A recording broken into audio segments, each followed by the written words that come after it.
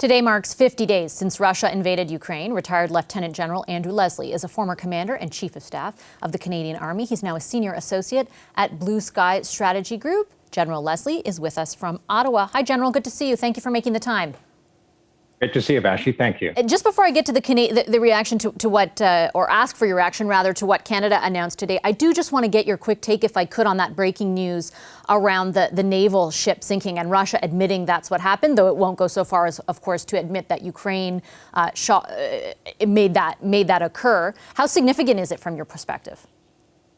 Well, I think it's a great boost for morale. My compliments to the Ukrainian missile artillery folk who have probably initiated the sinking of the Moscow. And let's not kid ourselves, it's also a blow to the air defense capability that's afloat in that portion of the world. So all in all, it's a disaster for Putin and Russia, but will it damage them seriously? No, but it's another chink in their armor. We do certainly, speaking of armor, hear President Zelensky continue to echo his calls right from the start, right until today. What they need are more weapons. We've seen, for example, just yesterday, the U.S. announced $800 million of military aid. Canada, as my colleague Tom pointed out, announced $500 million of military aid for Ukraine in the budget. The only kind of details he could get from the defense minister today about where that money would specifically go were around three main categories: Canadian Armed Forces inventory, procurement from suppliers for Ukraine, collaboration with allies and partners.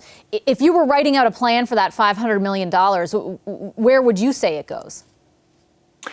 Well, just like General Austin, Secretary of Defense Austin, who himself is an Afghan vet and has fought in several wars, so he's the one leading the U.S. effort. My sympathies go out to Minister Anand, because I suspect she's not in charge of figuring out where that $600 million is to be spent.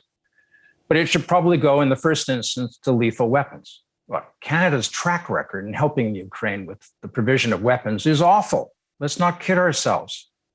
Since 2015, we've sent a couple of boxes of old rifles, some anti-tank systems that are essentially almost as old as I am, which is not necessarily a bad thing, and a bunch of other small items hither and yon. But quite frankly, after those shipments, everything stopped.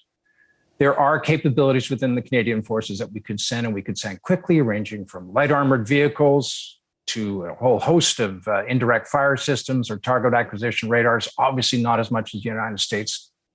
But we got to do more. Is it through our own inventory, though? Because Minister Anand on this program said that inventory had been exhausted, that essentially sending more of it would put, and I'm paraphrasing, but the armed forces in this country in a nebulous position. And therefore, I guess my question around $500 million is when they say working with allies or procurement from suppliers, is that where the money should go? Is it something that can happen as quickly as Ukraine needs it?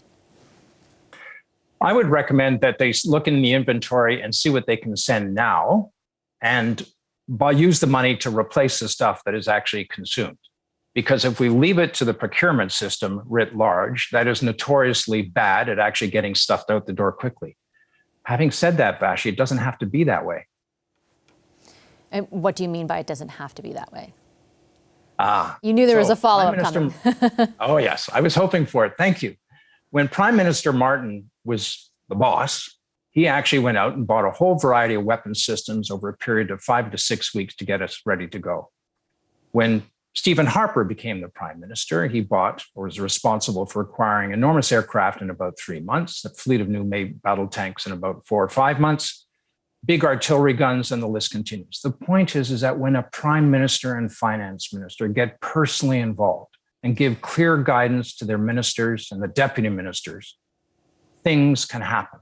So far, Canada's efforts in defense procurement are one step above a disaster, and there's no reason to suppose that's going to change. So I wish Minister Anand all the best of luck, and strength and fortitude in the big fights that are coming up, because she's got to get that stuff out the door quickly. When it comes to the bigger question, I guess, around how quickly it does get out the door, I take your point certainly around, I guess if I could interpret it, and correct me if I'm wrong, you're saying the political will has been lacking. We've interviewed a number of Ukrainians who say they are very great, politicians especially, who they say they are very grateful for the help that has been provided, but obviously they'd like more. I'm not sure they have been as wholly critical as you just were. Is it a lack of political will, do you think, or is it a system that isn't designed to succeed in this instant? I think it's a system that is highly centralized in the Prime Minister's office and now the Minister of Finance's office. When there's a multiplicity of complex decisions to be made, invariably such systems collapse under their own weight. And the result is, quite frankly, nothing happens or nothing very quickly. And here we are. So that's the first issue. It's also, I suspect, they're just not motivated to do so. They've never really paid a lot of attention to defense. It's not core to their nature in terms of understanding the utility of force in global exchange. And, they're like the humanitarian side, they like the diplomatic side, the trade sanctions, great, but the Russian bears slaughtering Ukraine citizens. And there is a time to support those who are fighting, and that's Ukraine. And our response has been solely lacking, considering we're now entering week 7. Okay, General Leslie, I'll leave it there. I appreciate your time as always. Thank you. Thanks, Vashi. Retired Lieutenant General Andrew Leslie. Hi, I'm Vashi Capellos, host of Power in Politics. See more of our show by subscribing to the CBC News channel or click the link for another video.